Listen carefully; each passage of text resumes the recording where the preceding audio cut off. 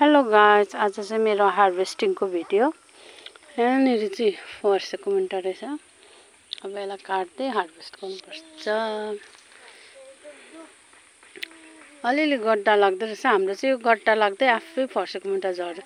मतलब यो गड्डा झर्दैछ। यसलाई चाहिँ कसरी चाहिँ जोगाउनु पर्ने, यसो अलिक हामीलाई उयो दिनुहोस् सजेसन। यो चाहिँ आफै गट्टा लाग्दै आफै झर्दैछ। आँखा लागेको भन्छ हाम्रोतिर चाहिँ। अब आँखा लागेको कि के हो त्यो चाहिँ थाहै भएन। गट्टा चाहिँ मजाले लागिरहेछ, हेर्नुहोस् न। लाग्दै आफै कुहिँदै झर्दैछ।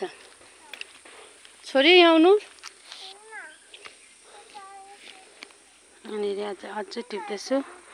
यहाँनिर चाहिँ बहिनीले खोर्सानी टिप्नु हुँदैछ। बहिनी यो पक्रिनुहोस्।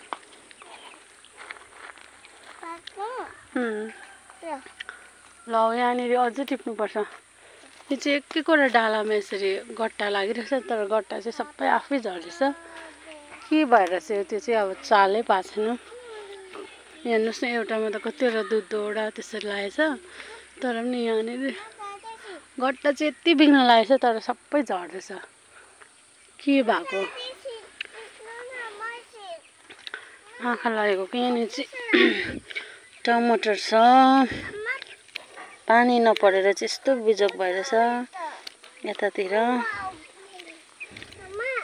यसलाई चाहिँ यसरी काट्यो भने किरा लाग्दैन।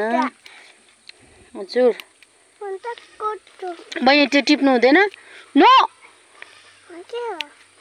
टमेटो हो, टमेटो।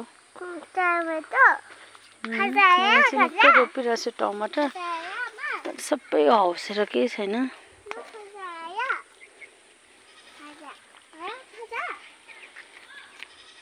एउटा पनि फलेको छैन योपालि टमाटर चाहिँ। यतापट्टिको चाहिँ उतापट्टिको मात्रै फलिरहेछ। सबै हौसेर यस्तो भइरहेछ। फर्सीको चाहिँ यति बिग्न गट्टा लागेछ, यति बिग्न, तर फल्नु चाहिँ एउटा फलेको छैन। सब कुहिएर झरिरहेछ।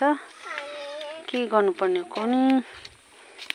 यो चाहिँ अलिअलि काटिदिनुपर्छ भन्छ, किरा लाग्दैन भनेर। टमाटरै फलेको छैन, के किरा लाग्यो है बहिनी। यो चाहिँ अलिअलि हरियो खोर्सानी। यो चाहिँ बियो हो, मिठो बियो हो। टमाटर छ। के टिप्नु बहिनी, अरू त सबै उयो भएछ। यहाँनिर चाहिँ निङ्गुडे रहेछ। निङ्गुडे पनि टिपौँ न है बहिनी। यहाँ यहीँ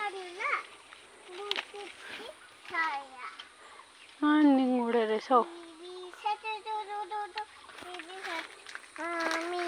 खोइ बहिनी अघिको, अन्त अघिको खोइ फर्सीको मुन्टा। त्यो टिपेर माथि घर लैजाँदै गर्नु ल। हामी चाहिँ यताबाट यहीँनिर जानु पर्यो। यो चाहिँ सबै म्यारिगोल्ड हो।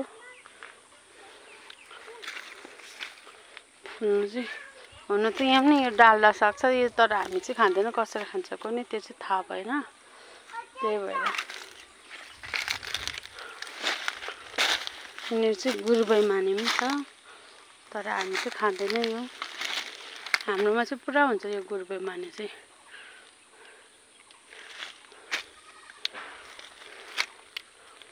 यहाँनिर चाहिँ यसको स्रो लौका छ, तर फल्छ जस्तो चाहिँ छैन।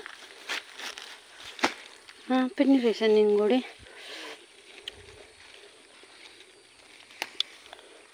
पनि रहेछ।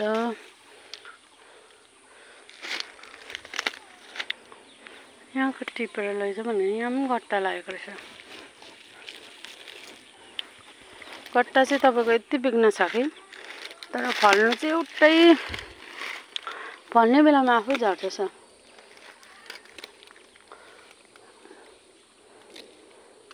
के भएर चाहिँ यस्तो भएको कुनि। फलेको भए चाहिँ झन्डै यहाँनिर 1 टन जस्तो चाहिँ फल्छ होला। यति बिग्न चाहिँ अब गट्टा लागिसकेछ। अहिले पनि हरेक उयसमा एक एकवटा चाहिँ लागिरहेछ।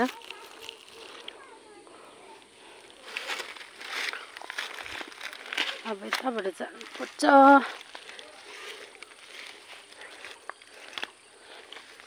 अप्ठ्यारो चाहिँ यहाँनिर धेरै अप्ठ्यारो भएको छ नि। अब यता जानुपर्छ। यहाँनिर पनि छ निङ्गुरे हो, देख्नुभयो? यहाँनिर छ निङ्गुरे, यता पनि छ निङ्गुरे, यहाँनिर पनि रहेछ, यहाँ पनि रहेछ, यता पनि छ। यहाँनिर चाहिँ निकै रहेछ है।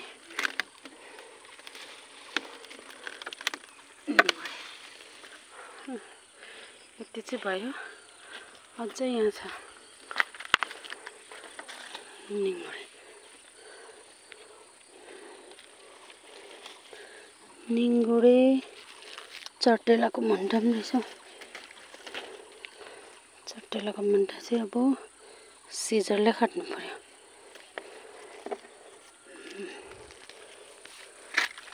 यहाँनिर पनि रहेछ,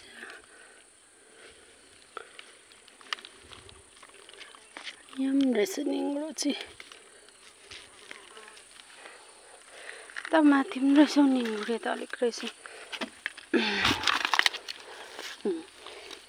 यहाँ पनि रहेछ, चाहिँ यहाँ पनि रहेछ। यता माथि पनि पुरा छ निङ्गुरे चाहिँ। पहिला यता रेनी चाहिँ धेरै अप्ठ्यारो भएर चाहिँ यहाँ ट्याङ्की बनाएकोले, पानीको ट्याङ्की। गरम भएर मऱ्यो। हेर्नुहोस् कति भयो सब्जी। हेर्नुहोस् न यत्रो छ। फर्सी चाहिँ कति गट्टा लागेको छैन, तर फल्नु चाहिँ